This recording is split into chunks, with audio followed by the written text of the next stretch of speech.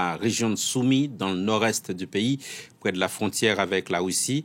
La Russie, justement, qui s'en était retirée en mars dernier, mais des soldats ukrainiens se préparent à de nouveaux affrontements, comme est allé le constater notre envoyé spécial, Gulli Vercaille.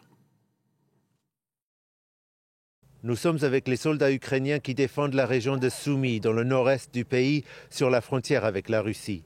Si les Russes ont quitté cette région fin mars, leurs canons ne se sont jamais vraiment tus.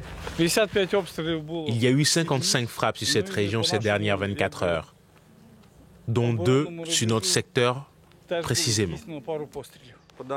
Selon nos services de renseignement, ils renforcent des positions qui pourraient servir un jour pour attaquer notre position ici.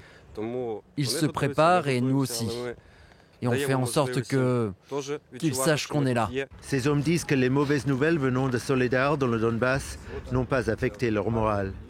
Ça ne veut rien dire. Nos gars ont bien montré qu'ils savent se défendre.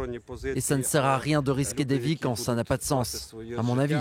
Si on perd Soledar aujourd'hui, on la récupère après-demain, sans problème. D'autant plus que Soledar et Bakhmout n'ont pas de signification stratégique à l'échelle De l'opération. Donc mieux vaut sauver les vies de nos soldats. Reprendre de nos forces et tout récupérer après. Et je pense que ce sera pour bientôt. Tout comme pour la région de Kharkiv et de Kherson.